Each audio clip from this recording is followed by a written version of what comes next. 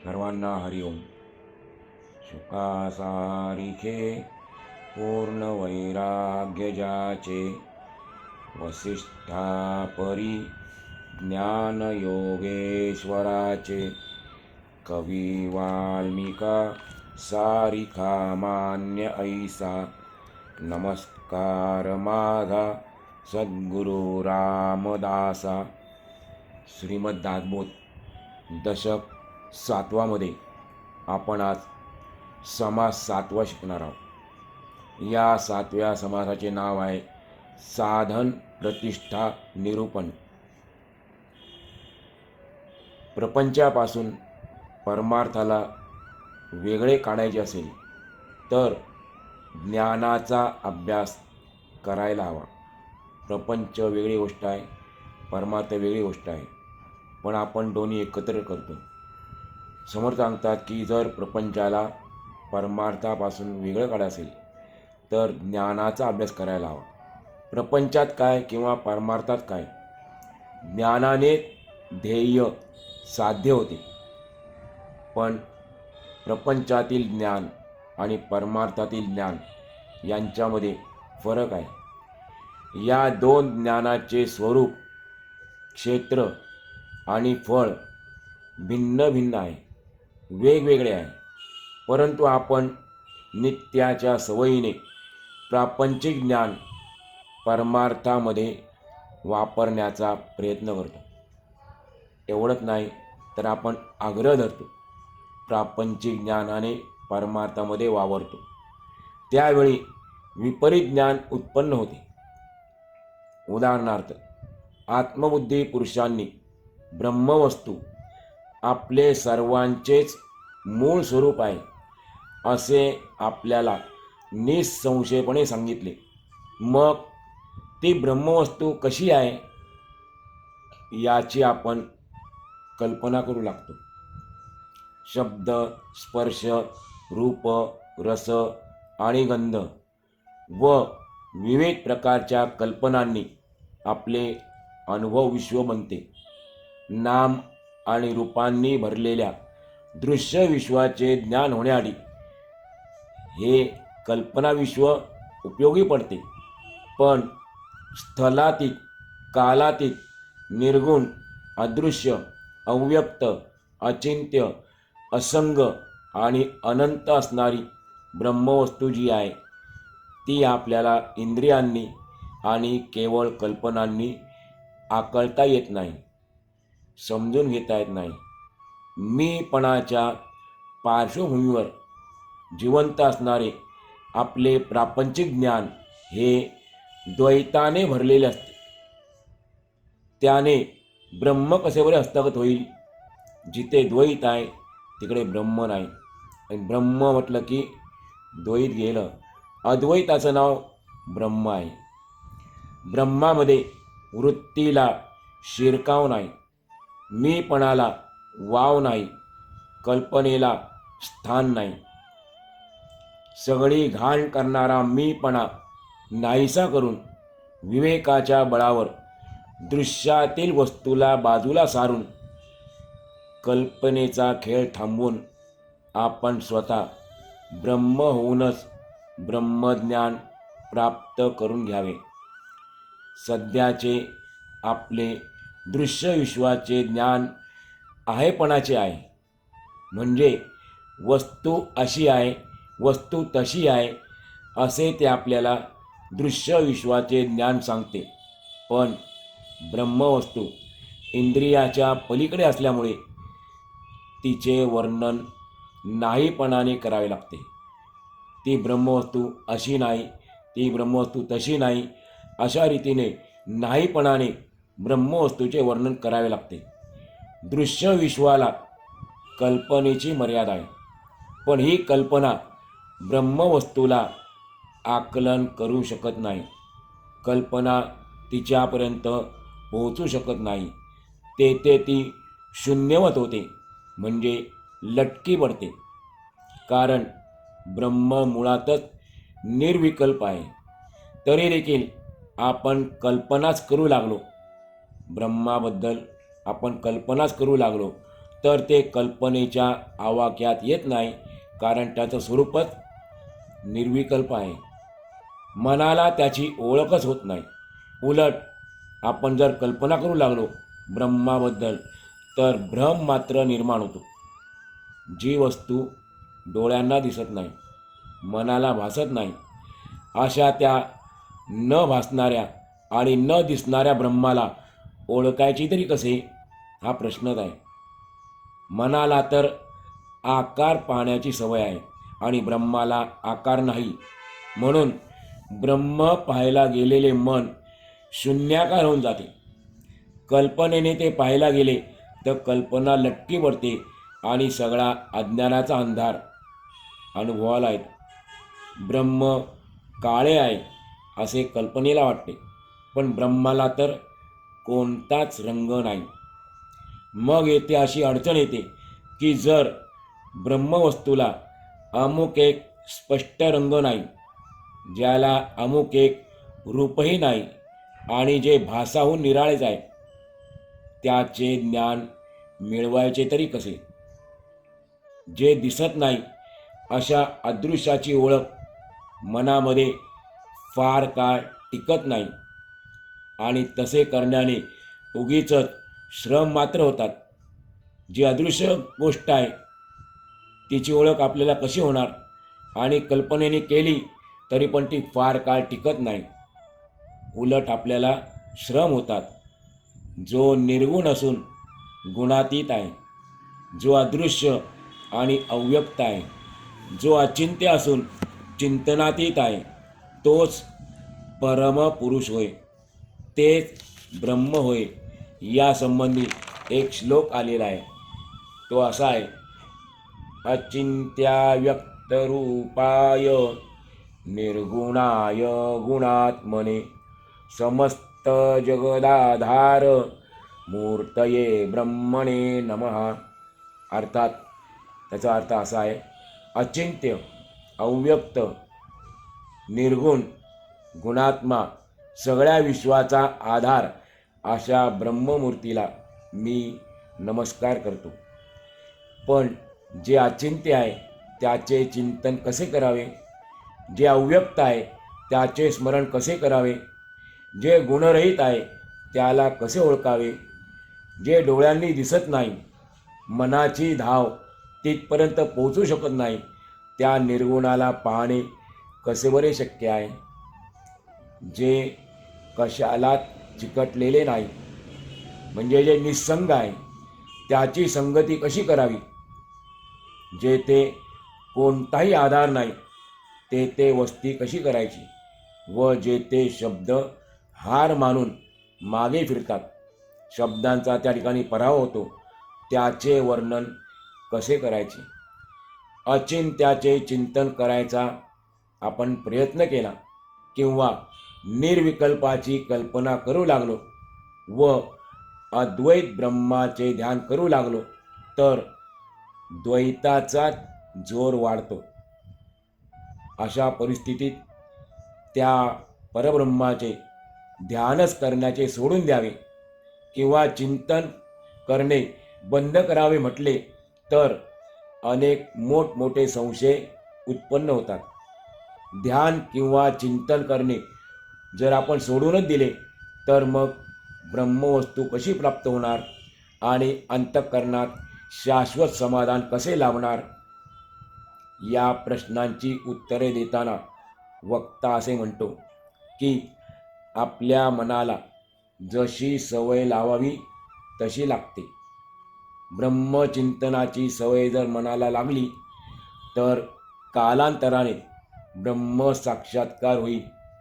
शिवाय नित्य काय, अनित्य काय, शाश्वत काय, अशाश्वत काय याचा विचार केला, सारासार विचार केला तर आपल्याला समाधानसुद्धा प्राप्त होईल. आणि म्हणूनच दृश्य जगताचे चिंतन सोडून मनाकडून आपण ब्रह्मचिंतन करून घ्यावे. मनाला तशी सवय लावावी, कारण आपण मनाचा स्वभाव पाहिला की मनाला पण तशी सवय लावावी तशी ती लागते. म्हणून दृश्य जगताचे चिंतन सोडून मनाकडून ब्रह्मचिंतन करून घ्यावे, मनाला ब्रह्मचिंतनाची सवय लावावी, हाच राजमार्ग आहे. आपले मन दृश्यातून निर्माण झाले आहे, शिवाय आपण मनाला दृश्याचे चिंतन करण्याची अगदी दृढ सवय लावली आहे. त्यामुळे दृश्य वस्तू समोर असल्याशिवाय आपले मन चिंतनच करू शकत नाही, अशी त्या मनाची अवस्था आहे. आणि अशा प्रकारे चिंतन करायला लागले की चिंतन करणारा मी आणि चिंतनाची वस्तू वेगळी आहे असे द्वैत निर्माण होते. ठीक आहे, चिंतनासाठी वस्तू समोर ठेवली नाही तर मन शून्याकार होते व तेथे अहंभाव कायम राहतोच. आणि म्हणूनच ते काही ब्रह्मचिंतन नाही. देहबुद्धीचा मी कायम असेपर्यंत मन सारखे वृत्ती निर्माण करते. मनामध्ये वेगवेगळ्या वृत्ती निर्माण होतात, कल्पना निर्माण होतात. आणि निर्वृत्ती झाल्याशिवाय, मनातून वृत्ती नष्ट झाल्याशिवाय, निर्वृत्ती झाल्याशिवाय ब्रह्मचिंतन घडत नाही. जर चिंतन करायचे सोडून दिले तर आपल्याकडून काहीच साधना होणार नाही, कोणतीच साधना घडणार नाही. आणि साधना झाली नाही तर प्रगती होणार नाही. जर विवेकच सोडून दिला तर शून्यपणा येऊन मनात अनेक संशय निर्माण होतील. म्हणून आत्मानात्म विवेक आपण करावाच आणि त्या ज्ञानाने असार प्रपंच बाजूला सारावा. ज्यात काही सारत नाही त्याला बाजूला सारावे. पण अंतरंगात वास करणारा अहंभाव काही केल्या क्षीण होत नाही, काही केल्या जात नाही. परब्रह्म हे अद्वैत आहे. पण अहंभाव ठेवून त्याबद्दल कल्पना करू लागलो की तेथे द्वैत निर्माण होते. स्वतंत्र विचार आणि दृष्टांत परब्रह्माला लागू पडत नाही. परब्रह्माच्या स्मरणात स्वतःचा विसर पडला पाहिजे. परब्रह्माच्या स्मरणात आपल्याला स्वतःचा विसर पडला पाहिजे, तरच त्याचे स्मरण करता येते. थोडक्यात, परब्रह्माला जाणले तरी जाणणारा मी किंवा मी त्याला जाणले ही जाणीवही आपल्याला नसली पाहिजे. मी ब्रह्माची भेट घेतो अशा भूमिकेतून भेट घेऊ लागलो तर भेटच होऊ शकत नाही. आणि मी भेट घेतो असा मीपणा सोडून दिला की अचानक भेट घडून येते. अशी फार नवलाईची गोष्ट आहे. तिचे वर्णन शब्दात करता येणे अशक्य आहे. मी ब्रह्माची भेट घेतो अशा भूमिकेने म्हणजे मीपणाने साधन करणाऱ्याला ते साधत नाही. पण ते अंतर्बाह्य व्यापून असल्याने, ब्रह्म जे आहे ते अंतर्बाह्य व्यापून असल्याने त्याला सोडावे म्हटले तरी ते सुटत नाही. कारण त्याचा आणि आपला अखंड संबंध आहे आणि काही केल्या तो संबंध तुटणार नाही. ब्रह्म निरंतर आपल्या जवळच आहे. पण आपण द्वैत भावाने त्याला पाहू लागलो तर ते दुरावते. पण जरी ते दृष्टीस पडले नाही तरी जिकडे तिकडे त्याचाच प्रकाश भासमान होतो. त्याला पाहण्याचा उपाय करू जावे, ब्रह्माला पाहण्याचा उपाय करू जावे तर ते कर्तेपणाच्या पडद्यामुळे, अहंभावामुळे दिसत नाही. कारण त्या ठिकाणी पण आपण असा विचार करतो, मी ब्रह्माला पाहिले, मी ब्रह्म पाहतो, असे करते पण आहे. त्यामुळे अहंकार निर्माण होतो आणि अहंकार आला की ब्रह्मवस्तू आपल्याहून दुरावते.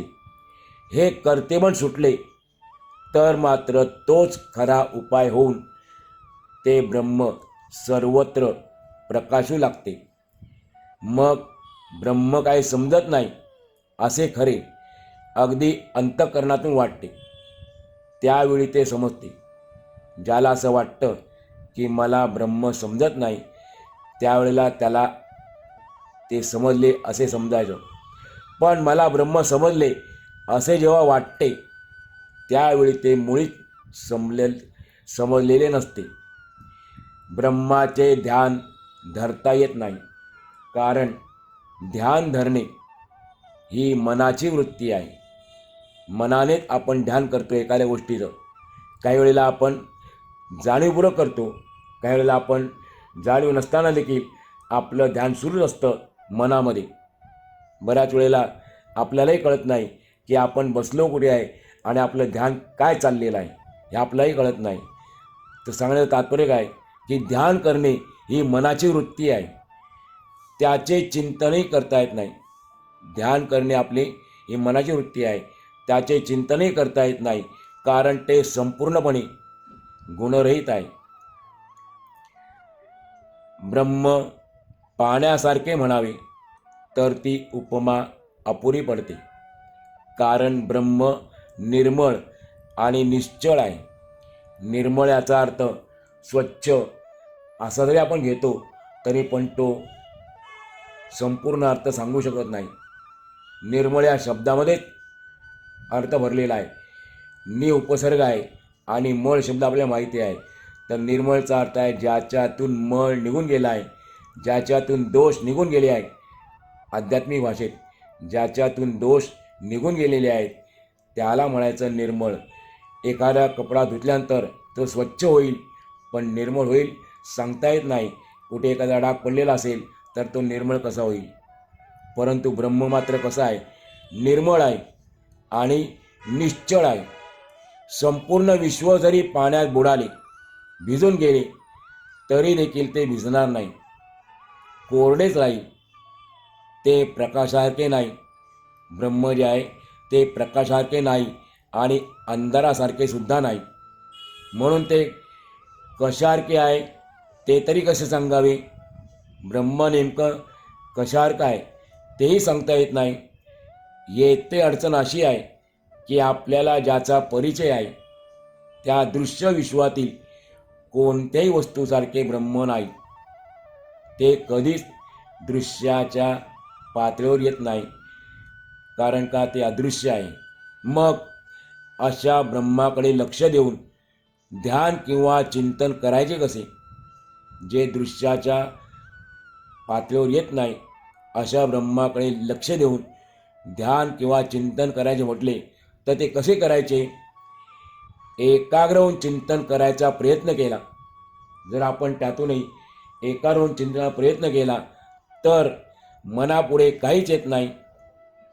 आणि म्हणून मग मनात ब्रह्माच्या अस्तित्वाबद्दलच आपल्याला संशय येऊ लागतो, की मनात असे विचार येतात जे मुळातच नाही.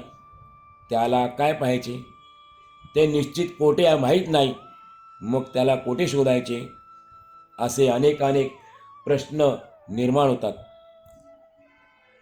परब्रह्माला अस्तित्वच नाही हे जर खरे असेल तर वेदशास्त्रांना खोटे म्हणावे लागेल. पण समर्थ म्हणतात ते बरोबर नाही. त्याचप्रमाणे व्यासादिकांसारख्या ब्रह्मज्ञानी पुरुषांचे कार्य व्यर्थ म्हणावे लागेल आणि ते योग्य नाही. आत्मज्ञान खोटे म्हणता येत नाही. ब्रह्मज्ञानी पुरुषांनी आजपर्यंत आत्मज्ञानाची अनेक उपाय सांगितले आहेत. आत्मज्ञान होण्यासाठी ब्रह्मज्ञानी पुरुषांनी, ज्यांनी स्वतः ब्रह्म साक्षात्कार घेतलेला आहे, त्यांनी आपल्याला आजपर्यंत आत्मज्ञानाचे अनेक उपाय सांगितले आहेत. त्यांनाही खोटे म्हणावे लागेल. आत्मज्ञानाचा उपदेश उमापती महेशांनी पार्वती मातेला केला, ती गुरुगीता होय. कोणी कोणी आत्मज्ञानाचा उपदेश केला, कोणाकोणाला केला, असे ग्रंथांची नावं आपल्याला या ठिकाणी स्वामी सांगतात. प्रत्यक्ष महेशाने, शंकराने पार्वती मातेला हा उपदेश केला, त्याचं नाव आहे गुरुगीता. अवधूतांनी अवधूत गीतेद्वारे गोरक्षनाथांना ज्ञानाचा उपदेश केला, त्याचं नाव अवधूत गीता. भगवान विष्णूंनी राजहंसाचे रूप घेतले व ब्रह्मदेवाला उपदेश केला, त्याला हंसगीता म्हणतात. ब्रह्मदेवांनी नारद महर्षींना चतुश्लोकी भागवत सांगितले. 4 श्लोकाचे भागवत, त्या नावाचाच अर्थ आहे 4 श्लोकाचे भागवत, पूर्ण भागवत 4 श्लोकात. ते कोणी सांगितलं? ब्रह्मदेवांनी नारद महर्षींना सांगितले. नंतर महर्षी व्यासांनी या चतुश्लोकी भागवताचा खूप विस्तार केला. प्रभू रामचंद्रांना वसिष्ठांनी योग वासिष्ठ सांगितले, तर भगवान कृष्णाने अर्जुनाला सप्तश्लोकी गीता सांगितली. अशा कितीतरी ग्रंथांची नावे सांगता येतील. अनेक ऋषींनी विविध ग्रंथातून ज्या अद्वैत ज्ञानाचा उपदेश केला तो सत्यच आहे, म्हणून आत्मज्ञान खोटे म्हणता येत नाही. आणि असे जे म्हणतात आत्मज्ञान खोटे आहे, त्यांची अधोगती होते. पण बुद्धिहीन आणि अविचारी मनुष्याला हे कळतच नाही आणि म्हणून तो आत्मज्ञान खोटे आहे असे म्हणतो. खरी गोष्ट अशी आहे की स्वरूप साक्षात्कार इतर अनुभवांप्रमाणे शब्दातून समजावून सांगता येत नाही. म्हणून सद्गुरूंच्या मुखातून त्याविषयी श्रवण करणे आणि दृढ भावनेने साधना करावी लागते. आत्मसाक्षात्कार होऊन अनुभवाला येणारी स्वरूप स्थिती इतकी सूक्ष्म आहे की तेथे शेषांची बुद्धी हार खाते.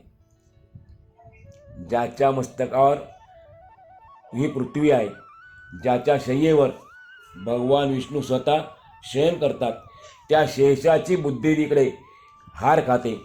श्रुतींना तर मौनच धरावे लागते. मी जाणतो या अभिमानाने स्वरूप स्थिती सांगितली जाणे अशक्यच आहे. एखादी गोष्ट आपल्याला कळत नाही म्हणून तिला मिथ्या खोटे कसे म्हणावे? त्यासाठी सद्गुरूंच्या मुखातून श्रवण करून मनन आणि निधिध्यासाने ते अंतरंगात ठसेल, आपल्या अंतरंगात ठसेल असा प्रयत्न आपण केला पाहिजे. ब्रह्म मिथ्या वाटत होते ते सत्य ठरले आणि ही दृश्यसृष्टी प्रत्यक्ष डोळ्यांनी दिसते म्हणून ती सत्य वाटत होती ती मिथ्या ठरली सद्गुरूंच्या उपदेशामुळे. आणि त्यामुळे मनाचा गोंधळ उडाला. ते असंख्य संशयात गट्टांगळ्या खाऊ लागले. आपल्या मनाला बघा, उगीच कल्पना करायची सवय लागली आहे.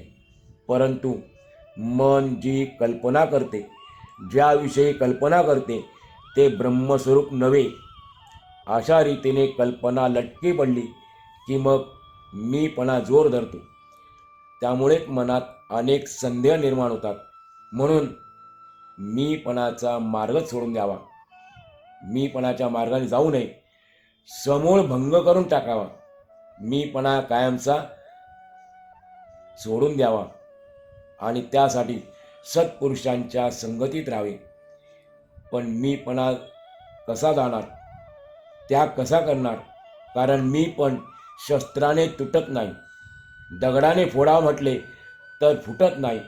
त्याला झटकून टाकावे म्हटले तर तेही करता येत नाही. मीपणाचे परिणाम फार भयंकर असतात. मीपण असते, अहंकार असतो, तोपर्यंत आत्मवस्तूची प्राप्ती होत नाही. त्यामुळे भक्ती नाहीशी होते. भगवंताच्या इच्छेमध्ये आपली इच्छा मिटून जाणे हे भक्तीचे वर्म आहे. भक्तीचं खरं स्वरूप हे आहे. भगवंताच्या इच्छेप्रमाणे त्याच्या इच्छेमध्ये आपली इच्छा मिसळून देणे हे भक्तीचे वर्म आहे. मीपणाने अभिमान, गर्व, ताठा, अहंकार येतात. त्यामुळे प्रपंचसुद्धा धड होत नाही आणि परमार्थ बुडतो, यात काही नवल नाही. मीपणामुळे आपली इच्छा वेगळी पडते. मीपणामुळे वैराग्याचे बळ कमी होऊ लागते. यश, कीर्ती, प्रताप या सर्व गोष्टी मीपणामुळे नष्ट होतात.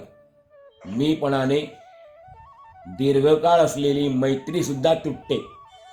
आपापसातील प्रेम कमी होते. नात्यामध्ये दुरावा दुरावा येतो. मीपणामुळे नात्यामध्ये दुरावा येतो.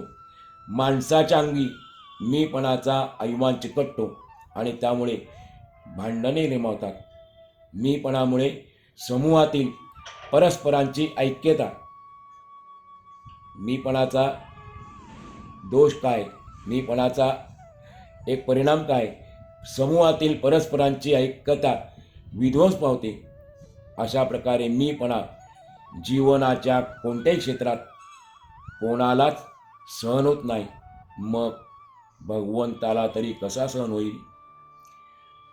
सर्व समस्यांचे मूळ मीपणामध्ये सापडते असे सर्व साक्षात्कारी संत आजपर्यंत सांगत आले. म्हणून मीपणाचा त्याग करावा. पण कसा करावा?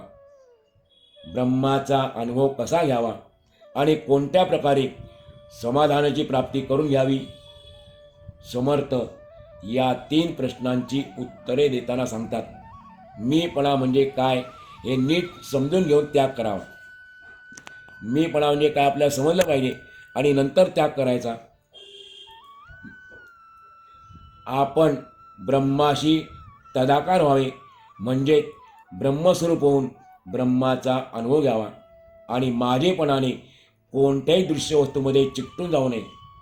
असा निसंग मनाला समाधानाचा अनुभव येतो. मीपणाचा त्याग होण्यासाठी विवेकाची गरज असते. ब्रह्माचा अनुभव येण्यासाठी समरसतेची एकरूप होण्याची गरज असते आणि समाधान मिळण्यासाठी निर्वासन होण्याची म्हणजे वासनारहित होण्याची आवश्यकता असते. आपल्या मनात कोणत्याही प्रकारची वासना नको, तर आपल्याला शाश्वत समाधान लाभते. या समाधानाचे आणखीन एक रहस्य आहे की साधना तर सुरूच आहे, पण तिच्यात मीपणा नाही. मी साधना करतो ही भावनाच नाही.